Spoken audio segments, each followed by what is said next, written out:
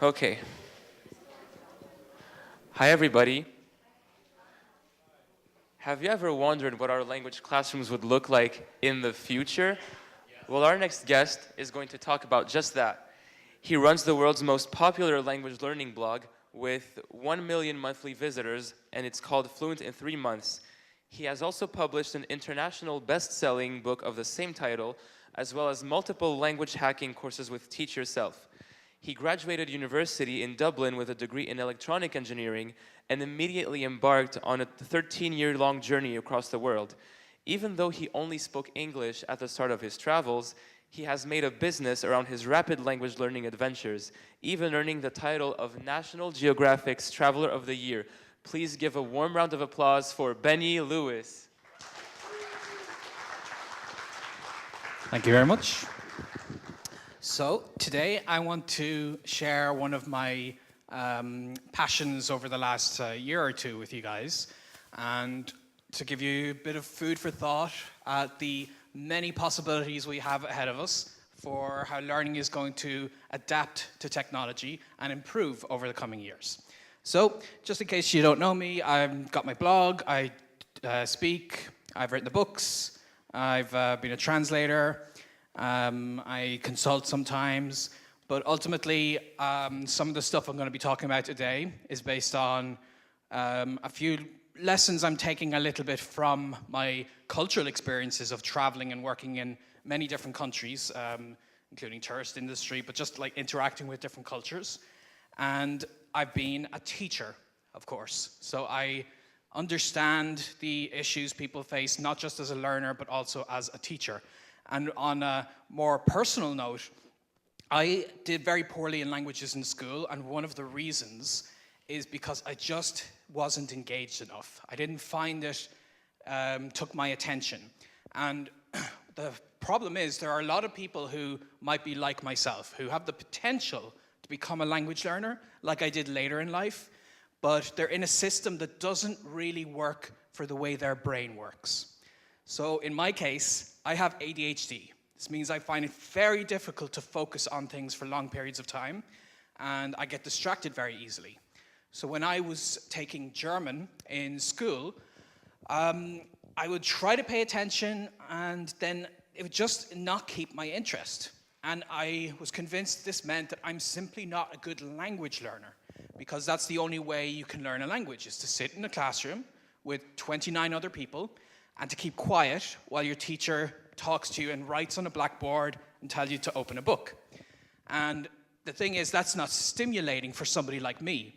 And that's becoming more and more true with the current and the next generations as people rely on technology more, and they are used to getting stimulated visually and audibly.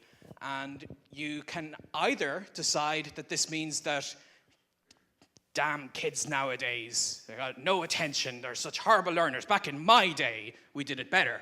And you can do it like that. You can decide, you know, their iPads are ruining them. Or you could see maybe there's another way to do this that adapts to the way they prefer to learn. And if this had been done for me, maybe I would have been a successful language learner in school, and I wouldn't have found it as uninteresting. Because I need to be stimulated, I need to be interacting with the language in some way. It's why the basis of my learning approach is speak from day one, because that's the only way that works for me. I need to be using the language. I need to have something more active than just having a lesson given to me. So I understand that from my own struggles, and I understand that from trying to help other people learn their language and seeing them struggle. And I didn't want to, as an English teacher, punish children who weren't finding my lesson interesting, because that was my fault, not theirs. So I've also been a mathematics teacher, so I've seen this not just in language learning, but my background is originally an engineer. I got my degree in electronic engineering, and technology is something I'm extremely fascinated with. And it's one of the reasons I've been able to grow my blog to be as big as it is, because I understood how the technology behind the blog worked. And I understand how social media works to a certain degree more than people who haven't got this more technical background may not be aware of. So this is something I want to pull in and see how can we take all of these technology things and combine it with language learning. So if you weren't here earlier, I suggested you download these ahead of time, but essentially I'm going to be demonstrating some really cool uses of technology for you guys right now. So the first one, download Microsoft Translator app. It's on both Android and iOS. And I'm going to actually activate something pretty cool for you guys right now. And you will see this is just within, yes?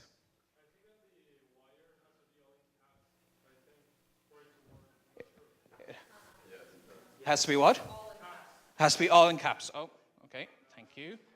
So this one here is like that? Okay. Yeah, so if you can't connect, then try that one out. But within PowerPoint, there is something that you can do. It's a very simple plugin. Start Subtitles. So I'm going to be speaking in English, and I want you guys to see these subtitles in English.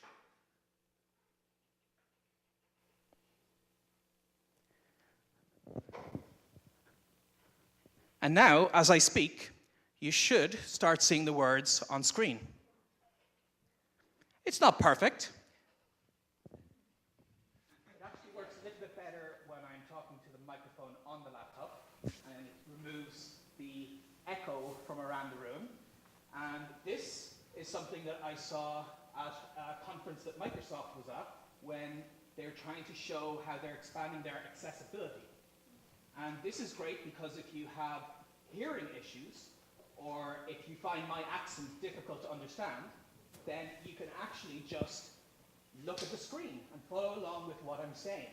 And that's the first basic accessibility problem that you can solve.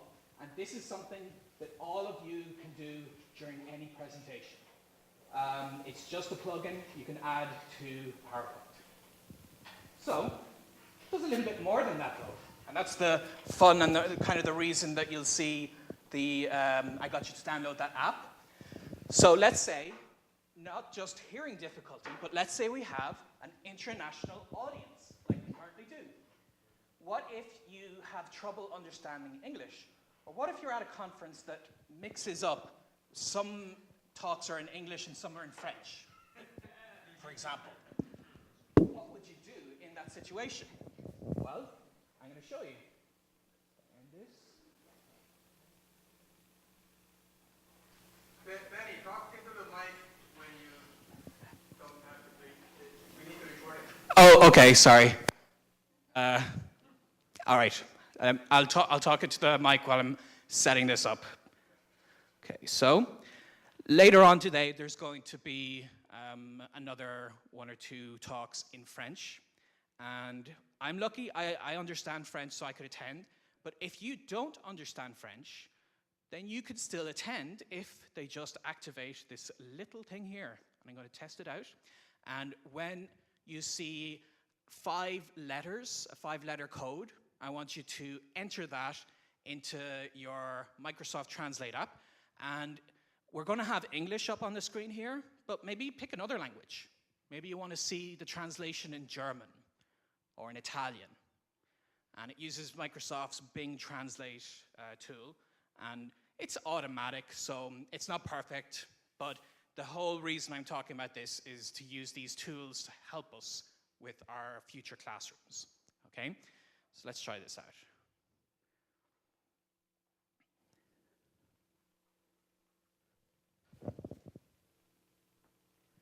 Alors là, vous pouvez voir la code, c'est CPI.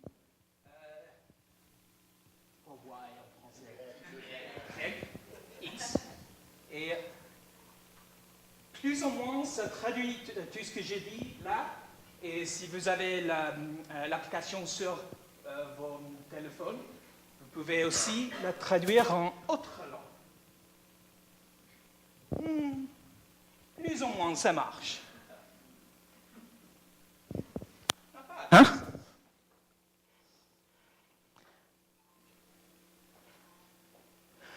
Okay, so what I'm going to do is I'm going to continue to talk just talking into the microphone. And you'll still see it on screen, and you'll see new code. So you can follow along, and you can see what I'm saying in another language. And it'll probably be a little bit better because I believe Microsoft's translation engine goes through English. So what I was just doing there was my bad French accent getting translated to English and then getting translated from English to German or whatever language you had picked. But let me just put this back where I was here. Start subtitles. I'm speaking in English.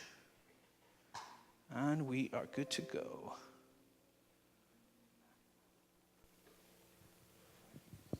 Yeah, so this time you've got the code is ZTPRX. And more or less it's following me along with what I got there. So just put that into your phone, and you'll just, as I'm talking, you'll see on your own little screen live subtitles. And this is great because a lot of things in the world nowadays tend to be more accessible to English speakers. And if you're a speaker of a less commonly spoken language, then your options are limited. And this is especially true when it comes to learning materials. So I know that you can search for things on YouTube, and you can find how to do whatever it is, how to tie a tie. All of these things are available on YouTube, but if you wanted to find something equivalent in a smaller language, then what do you do in that situation? And the same thing comes from a classroom. There's a lot of ways you can learn things online through English. There's a lot of people who are maybe giving live streaming sessions to like a webinar or something, but they tend to also do that in English in many situations. So using technology like this, you would be able to continue doing it in the language that you want to do it in, but your audience can be international. And it's still going to be automatic, and I've always found tools like this are good to kind of bridge gaps. I'd never use them to replace learning languages.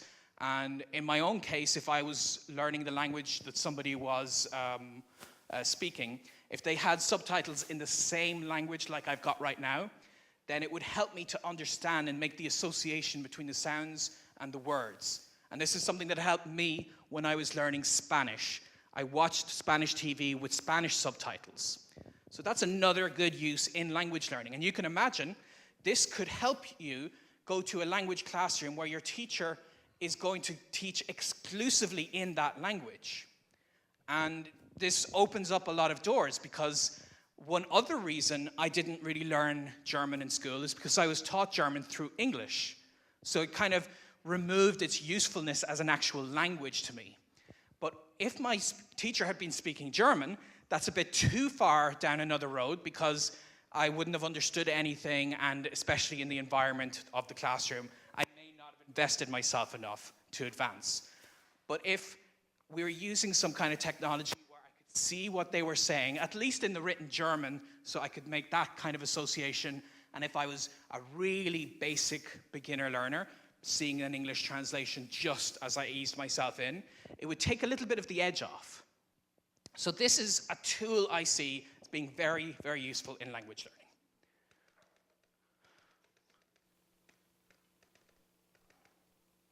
Okay. Yes? I went on the website and I got chat to transcript the translation. But in the app itself, it doesn't seem to have anywhere to enter the code. Yeah, sorry. In the app, you got to press the picture of the two people. Looks like they're talking to each other. That's a conference image. Yeah, sorry. Okay. So that's the first little cool thing I wanted to show you guys. And I'll have another part of that that I'll come back to later. But for now, I want to talk about something else that I've investigated a lot when it comes to potential technology and changes. All right. I guess that we're probably not using the microphone. They go in and out. There's another mic too. Right over there. I think this one works. Okay. So, something else that I've been investigating when it comes to, does this go out of two? Yeah. Something else I've been investigating when it comes to using technology and trying to understand, like I was saying before. Is it more? What did it translate wrong? Oh yeah, one other funny thing about this is if I say, oh crap.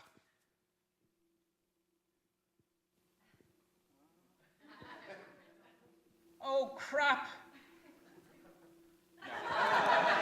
Okay, never mind. It's supposed to put like asterisks when you curse. And you can like change that, obviously. There we go. Thank you. Just a little delayed. A little delayed. Okay, so anyway, moving on from all of the transcription, subtitles, and so on. Have you guys ever come across something like this? Hours and hours and hours of someone playing a game, many people watching them, like Minecraft. I saw this a couple of years ago. My nephew was sitting at home and watching the big TV screen, and it was Minecraft. And I was thinking, oh, you're playing Minecraft. That's good. He's like, no, I'm watching someone else play Minecraft. And I was like, I don't understand. Why would you watch somebody else? Like, how long have you been doing this? And he's like, 4 hours. And so it just boggled my mind. This is the most ridiculous thing I had ever heard of. And I needed to understand it.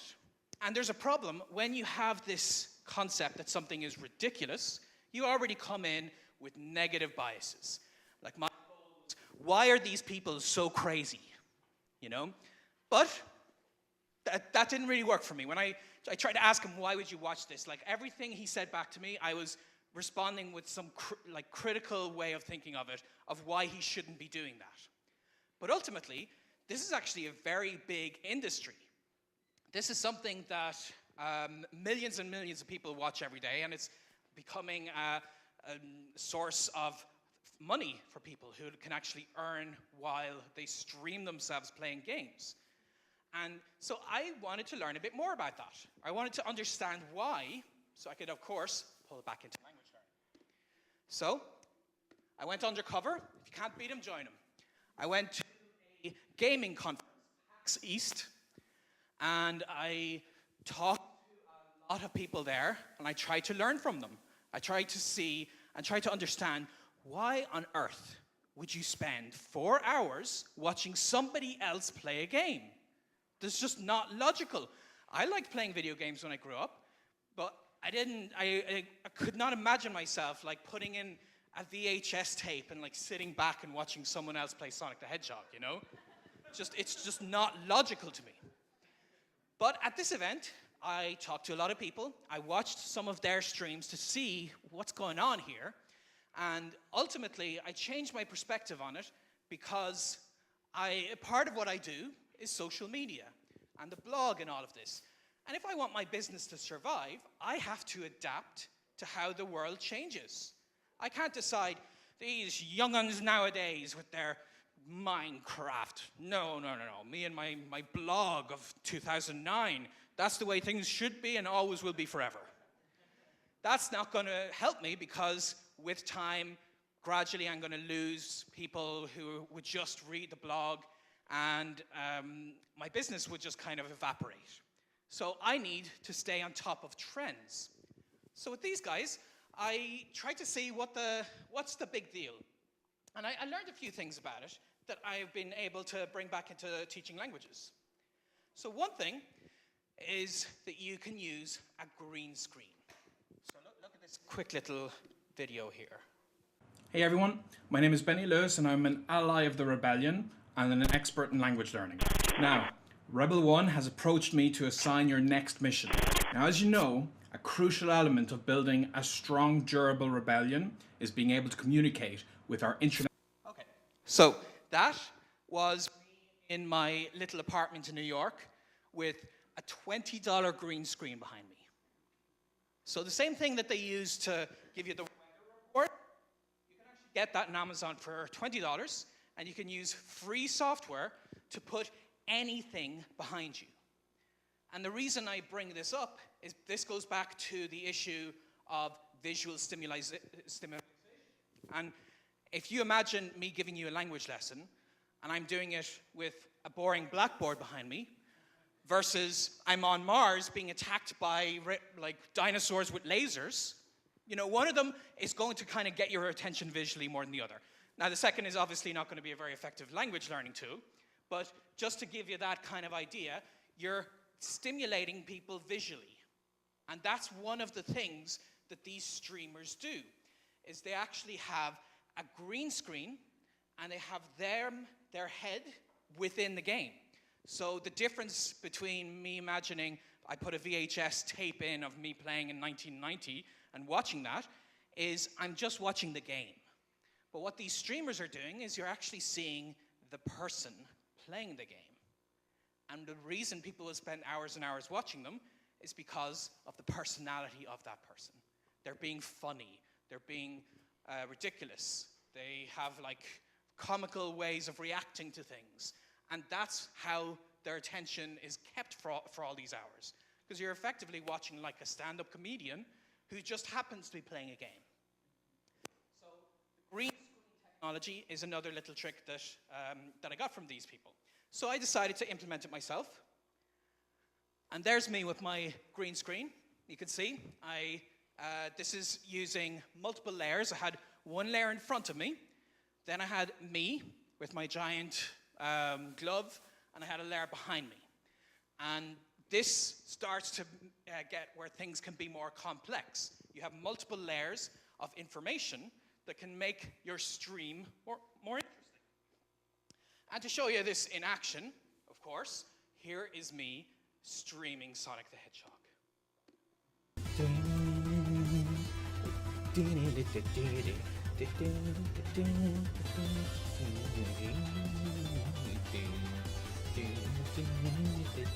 Sorry, I really like that music. Okay, so 10 more minutes and then I'm gonna wrap it up. Yay! Oh, I love this level. So that kind of gives you an idea of this little thing that I've picked up from the gaming community. And now, how can we translate this over into teaching and learning languages? Well, I wanted to test this out, and I had a little project to learn an opera song, and I wanted to share it with people. And one thing I could have done is I could have maybe recorded myself on camera and then gone into Adobe Premiere and spent a long time editing the video down so that it would be like a 3-minute thing. But one thing I've had a lot more fun doing lately is just doing it live. And everything is kind of like I'm editing the video live, and check out the multiple layers that I had on this one. So, before I play it, you can see you've got the lyrics to the song that I'm going to be like trying to sing along with, and I can scroll up and down. I also have the actress, a little video in the top left as she's singing the song. And then all the little text next to me. This is, as I'm live streaming, people are writing their comments. And I'm interacting with them. And I'm changing what I'm doing. And this is where things start to get different, with the advantage of live streaming versus just watching a pre-recorded video. This is where I think back to me as a 15-year-old, that if I was watching some kind of a language lesson through technology, that's just watching a video. But if I was watching a live stream where what I say matters, and maybe I'm answering questions that like are part of the test or something, then I feel like I actually am interacting with it in some way. So that's just like what I added here, but just so you can see it in action as I play.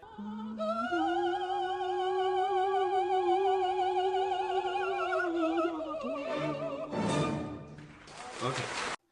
Okay, so that's another form of, you saw the different layers of information, and this is great because it's adaptable.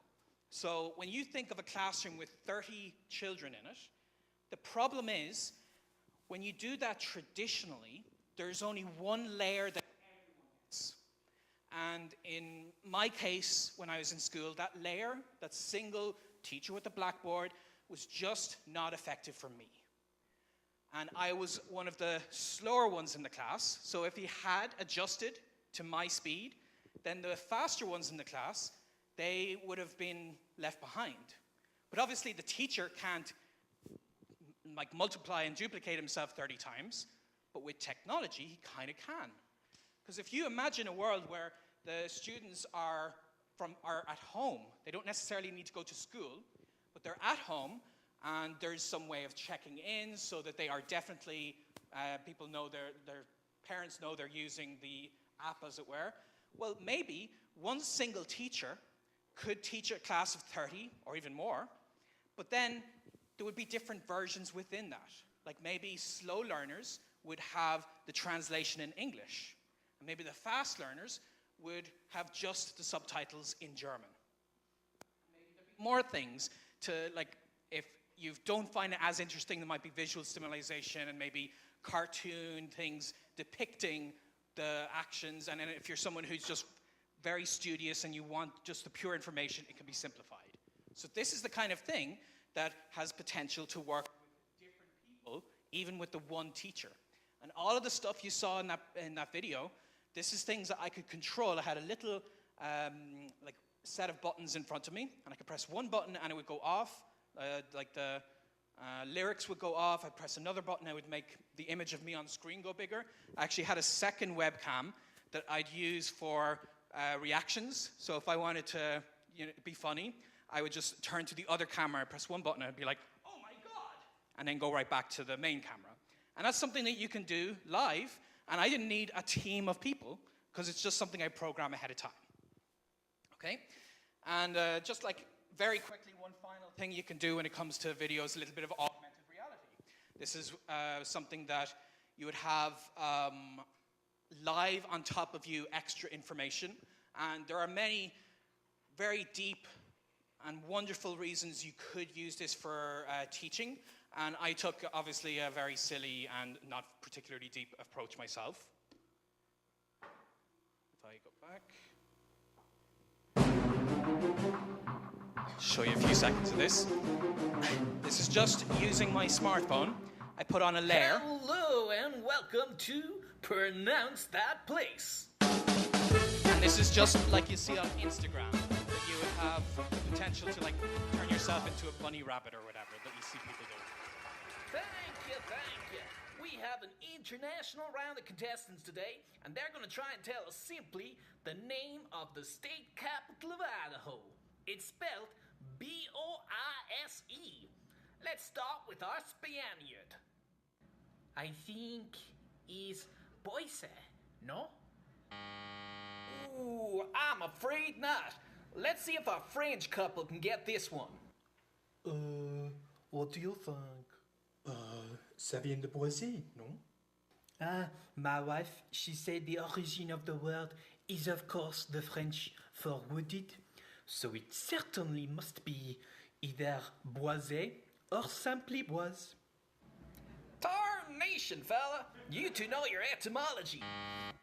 And it goes on like that. So obviously that makes it a little bit more interesting and more cartoonish, but that is something every smartphone does. This was the Facebook Messenger app has those like weird Texas guy or whatever that you could just put on and record, and I uploaded it. I didn't do any editing work or anything like that.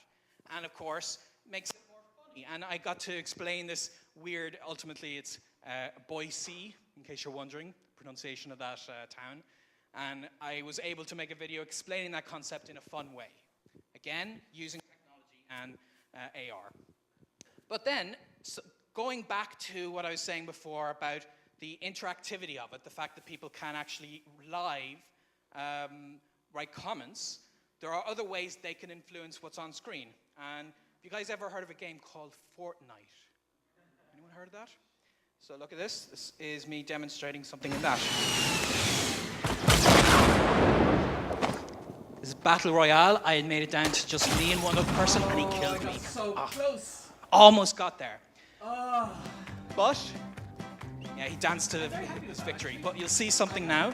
Someone enjoyed my stream so much, they followed me, and I got this nice little thing that I put up on screen.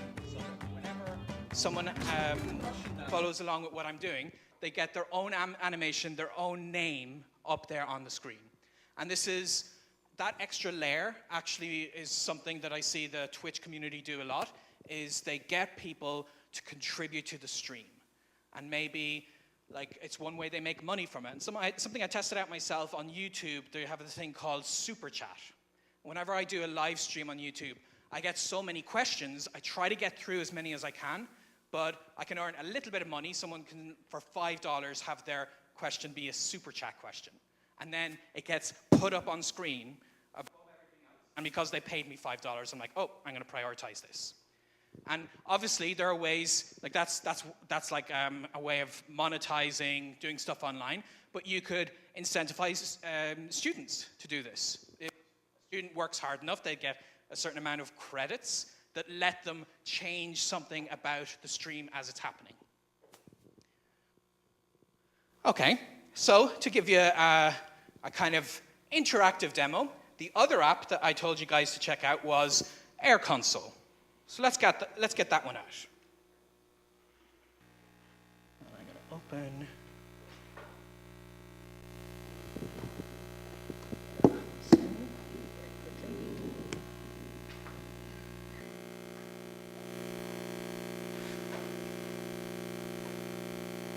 takes me a second to start it up.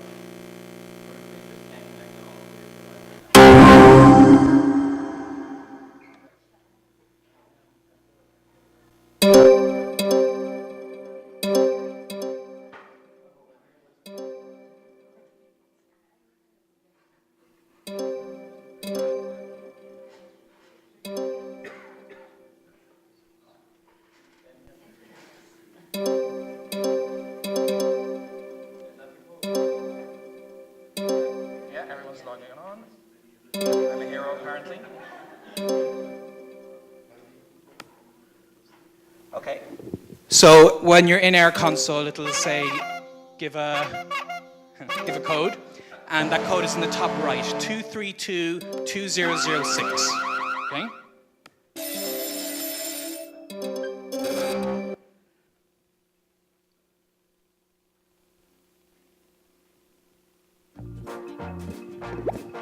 And we're going to play a little trivia game that you guys are all going to be able to see your contributions on screen live.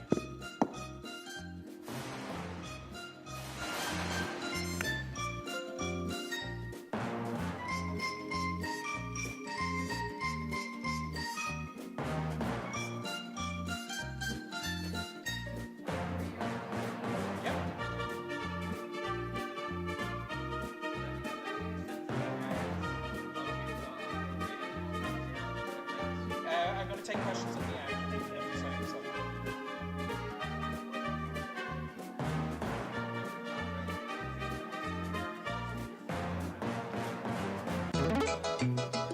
Okay, so this is just going to be 7, and you guys are welcome to just test them out, see how you go. So which level should you reach in your target language before you're ready to practice it with native speakers? You know, a nice question that has a definite right answer to it. You know, that there be no debate whatsoever. Everyone. So at the top right, 2322006. Anyone else having connection problems or?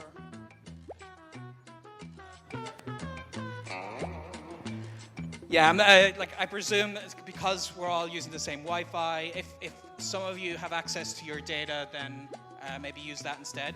But we'll just get through this relatively fast, so you guys can have a general idea of how we're doing there. So, which level should you reach in your target language? Well, if you guys know what I do, I always say it's level A1. You know, as soon as you start speaking the language, that's when you should. Ultimately, that's when you should be speaking with people. Anyway, so if you guys have something on your screen, just press any answer. I think it waits until everyone's given an answer before it moves forward. I wish I could actually force it forward myself. So just press any button if you are connected. Okay, so you can see if you got that right. And now, next question. Dame de comer y vivir yo. Dame algo de beber y muero. ¿Qué soy? ¿El agua? ¿El gato? ¿El fuego? ¿O el corazón?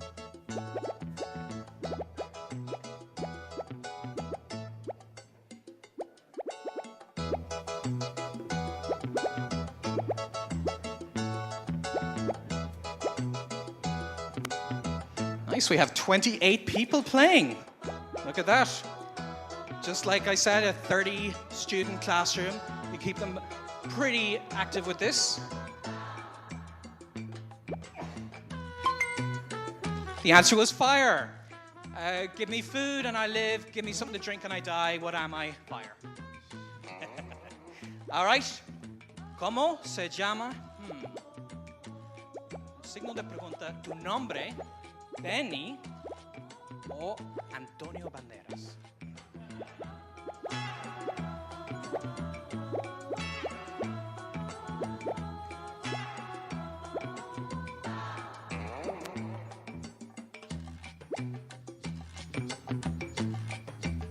Okay. The answer was, I'm a question mark. What do you call that thing? It's a question mark, obviously. Okay. ¿Qué es algo y a la vez nada? ¿El espacio, el tiempo, el pez o la filosofía? You guys don't understand Spanish, and there's a couple of French questions. There's only a couple more and we finish this up. What is something and nothing at the same time? Is it space? Is it time? Is it a fish? Is it philosophy? What's something and nothing at the same time?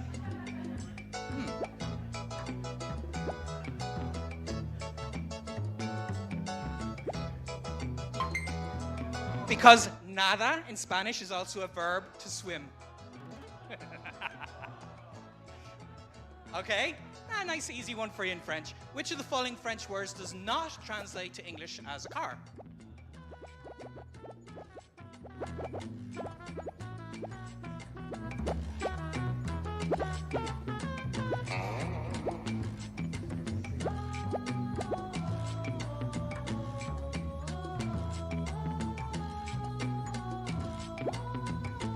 Actually, very glad at how smoothly this is going. Oh, we have 55 people. Wow, this has gone up quickly. So, just press any button if you're not sure, and it'll kind of advance us forward. I forget if there's like a time limit or something.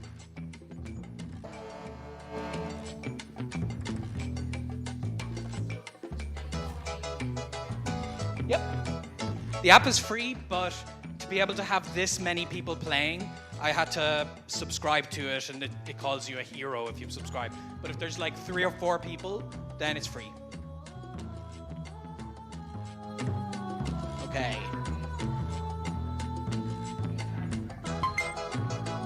Yeah, and in this one, only one person has to pay if they do. So, as you guys saw, you didn't have to pay. How do you say he dances better than Marie in French? Which one of those? I think we just have 2 more questions, and then we'll see who the victor out of all of this has been.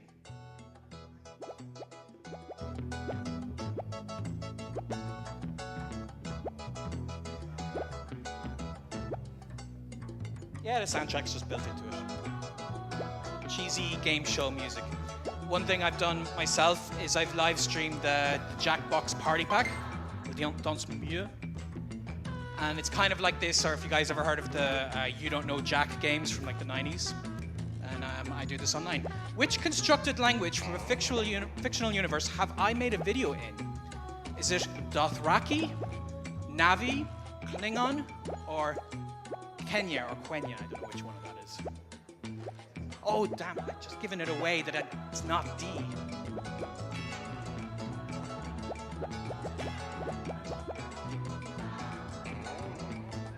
I think there's one more question, and that's it, and then I can get to the Q.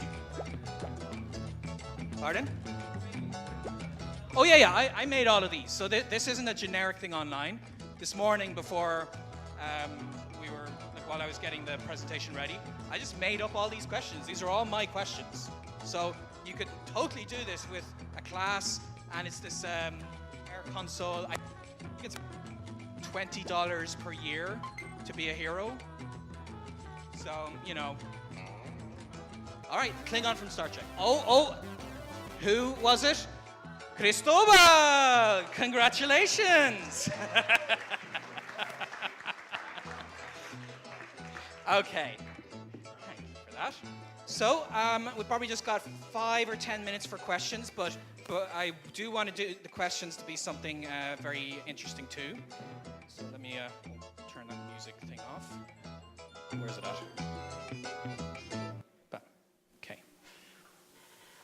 All right, so if I go back to the presentation, when it's over, yeah, just like in conclusion, just these are some of the things you can imagine that you could apply from this whole presentation to take technology and improve how students interact with it. It's visually stimulating, interactive, you ease into the language with things like the subtitles, and what the student does matters. I always felt when I was in a classroom that if I wasn't there, it wouldn't really make any difference. But this way, I could engage with the teacher in a way that is easier for me, someone who likes technology. And you embrace the technology rather than excluding it.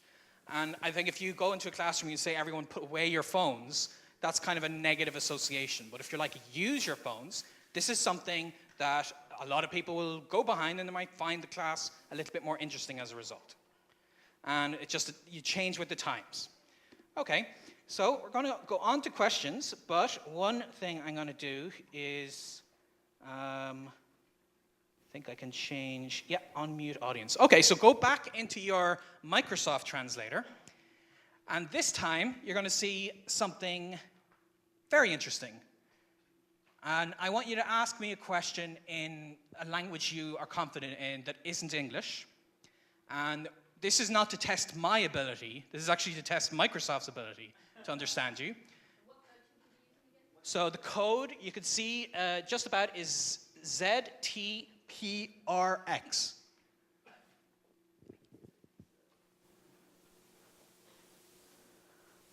ZTPRX.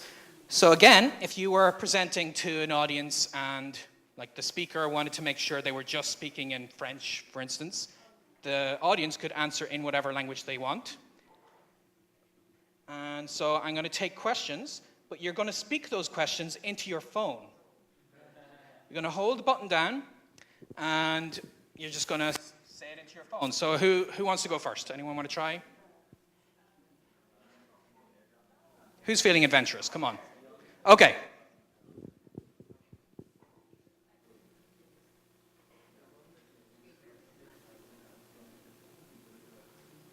So Chris asked me, where do you come from? And you asked that in Spanish. Okay. Just before that, Raf asked, what are your future projects in Portuguese? And Jay's asking in Korean, how old are you? Wow. So you can kind of see in general how this works, that you don't necessarily even need to run around with a microphone.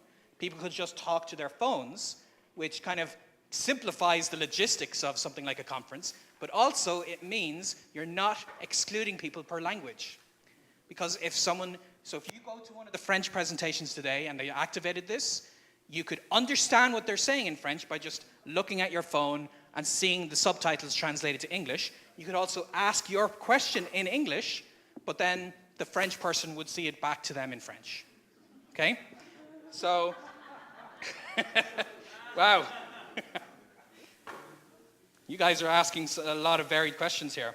Okay, so I think we got 5 minutes. Can we put the microphone around, or yeah? So you don't have to use the app. Just put your hand up for those that want to. All right, we'll start with Kyle. Yeah, I can just yell like I always do.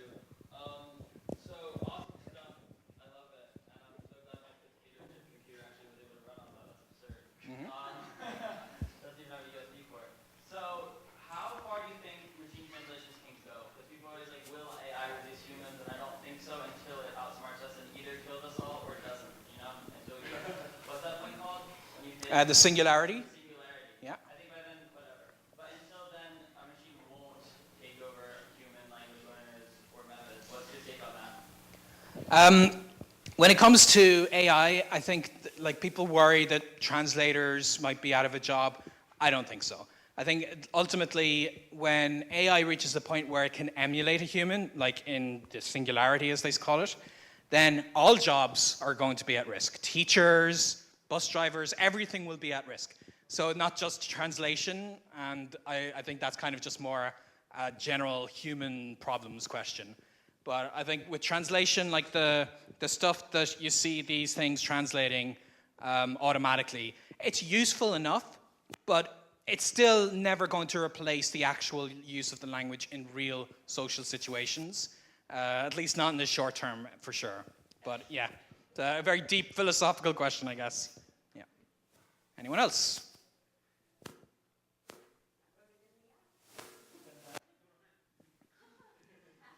Look at this. Okay, I guess I'll just like look at the questions you guys are sending here. Estos apps que no tienen acceso a Wi-Fi de calidad. So I've actually been using this on my phone, not on the Wi-Fi. So the great thing about both you use today, both the translation app and the game app, is they actually require very little data, because you're just sending.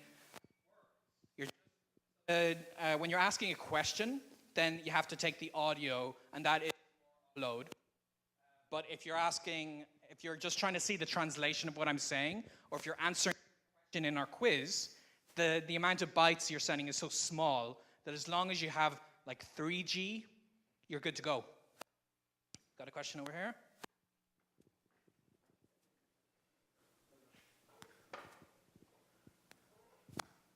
So this is more of a serious question. Is there not a risk that the technology gets in the way? I mean, sometimes it doesn't work and you spend 20 minutes playing around. Sometimes, I mean, if you just look at these questions, this is a great piece of technology, but 9/10 of them are stupid questions. Yeah, no, absolutely. And this has been an issue for me. So most of what I've been demonstrating here are things I've learned from live streaming. And like I see it as kind of merging with classrooms in some ways. But if anyone followed a lot of my live streams, the early ones, I had so many technical problems because there are multiple things I'm trying to do, multiple layers, and each one adds a new avenue for something to fail. And I would constantly, my microphone wasn't working, or the lighting wasn't good, or I thought I was streaming and I wasn't. And I've run into a lot of those problems, but it's been a learning process. So I think with any technology, at first, yeah, there's going to be a learning curve and there's going to be problems and it might work, it might not work. I think with anything you try the first time, there's definitely potential to be a lot of issues. But one reason this talk kind of worked today is because I've already done a lot of these things multiple times. If this was the first day I tried to do it, absolutely so many things would have gone wrong. So I think with technology, it works when you figure it out. It's like anything. You learn how to use it. And I think a lot of us have experience with technology that breaks, but it's because it's kind of a little too new or we're too new to it. But when technology works, it just works. You know? So I started doing live streaming in Esperanto, just to sort of the same thing as Benny was doing. Is like I got to understand this technology, so I'm getting. It took me 16 hours to set up the whole thing, like exactly the game set up and such. And the thing is, once I have that set up, it's done. Like then I understand it. And the other thing I realized that was great about live streaming is there's no post-production. When you're done, you're done. Yep. So you save the time is in like developing what scenes you want to show, like where you want to transition, like show video, don't show video anymore, like don't show the game anymore. So the work is up front and not afterwards. Yeah, when it comes to live streaming, it's kind of the opposite of normal video production. In normal video production, you record it first, and then you have a lot of work afterwards to compile your final video. With live streaming, you actually spend a lot of the time before the stream setting things up, like the like remote control button thing I have to program that ahead of time. I have to find the images, I have to put the layers. But then once I start recording, the stream is as long as it's going to be, an hour, 2 hours. And when it's done, that's it. So it's kind of the reverse And as long as you've got that work done ahead of time, the great thing is it does apply to your future streams, and it gets easier and easier. Yes? Yeah, first of all, sorry I was late. We were late finishing our lunch, but this is something to be used in the classroom? Is that what I understood? So yeah, what inspired me to get into all of this is I found language learning incredibly boring when I was in the classroom. It just was not, it didn't work for me, and part of it is my fault, that I could have applied myself better. That is absolutely true. But part of it is also that that environment is just wrong for someone like me. So I think that technology needs to come into the classroom more for people who are likely to learn it through that technology better. And yeah. The reason I ask is, over lunch, someone asked me, do you think anything about the technology that has developed for language learning over the 50 years that I've been learning languages, are there any negatives? And I said, well, there's only one negative, and that is, you have, for example, an iPad or an iPhone in your hand. You've got this tremendous potential, content, functionality, you name it. The biggest distraction, the biggest disadvantage is the ease with which we're distracted. Mm-hmm. If you have a book, you can put the book down, but as long as you're in the book, you're not distracted. And I'm just wondering, to what extent does this not increase the likelihood, either a dependence on distraction, the need for something to amuse us, games? There's an app for not that. A negative there. There's an app for that. So when, for instance, I've seen some iPads used in schools, like with teachers, and you actually have certain like child locks on it. So they can only use the app they're supposed to use. They can't go and surf the internet and look at videos on YouTube. And even myself, I work on a computer all day long, and I'm extremely easily distracted. So when I first tried to do it, it was a problem, because I earn money as a translator, the amount of work I did, but I would be like, oh, I'm just gonna go on Facebook, and I ended up wasting doing that. But I found a way around it. Like within the technology, there are technological solutions. And so I just had a program that prevented me from using any of the apps that weren't related or any of the websites that weren't related to my work. So you can get around it, but like ultimately, I think just saying because the potential for distraction is there, rather than saying that that's a problem, let's see how can we solve that problem. And that's what I want to do. And that's ultimately, for me, distraction. I get distracted in boring classrooms. And I need something like technology to keep me engaged in the subject. And I know there's a lot of people, especially the next generation, who's used to seeing technology. When you give them a book, like when I think of my classroom lessons, and the books represented dusty old dead trees to me, And I'm a technology guy. When I read a book, I read it on my Kindle, So this is just for me personally. I know for a lot of people it's like, oh, but the smell of the book. And, you can actually buy old book smell spray if you want to put that on your Kindle. But I understand. There's this sense that, curling up next to the fire with your book. But there's also a different way of thinking that I just want to kind of help people who think that way, who really are integrated with the technology more. Yeah. Hi, so just want to validate the experience with Air Console. So I've been using the similar app Kahoot for 2 years now in my work, which is explaining really, really boring health insurance technology or terms to people who are in their benefits open enrollment meeting each year. Boring stuff you do every year. And we do these games about the hour, and it changes in the room, and it gets people excited, and they can't wait to compete for the gift cards that we give away. So it definitely works. So my question for you is, how will you get this information out to teachers? So you've got all these ideas. How can you communicate this out to teachers that want to revolutionize their language learning classroom? The same way that I've been trying to make my own little mark on the world with language learning is just by getting as much content as I can out there. And I was just teasing books a minute ago, but ultimately I published 5 of them myself. And this has been my way to influence language learning.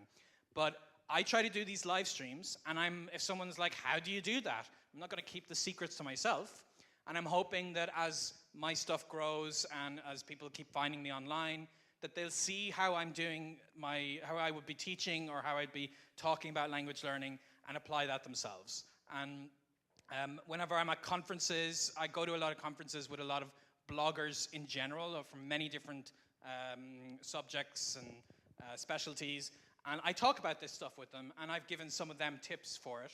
And even if they talk about finances or something else, it's still kind of a way that it's getting bigger slowly but surely. Yeah. Okay. Do we have one last question, or are we gonna? Any final question?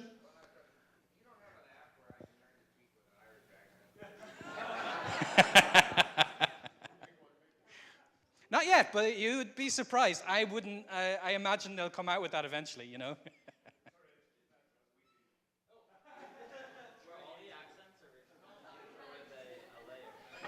Yeah, make it a layer. Like you can get one of these things that like make you sound like a robot when you speak into the microphone. I'm sure you could change to an accent. Yeah. So, any final questions, or we'll leave it there? You guys good? All right. Thank you very much.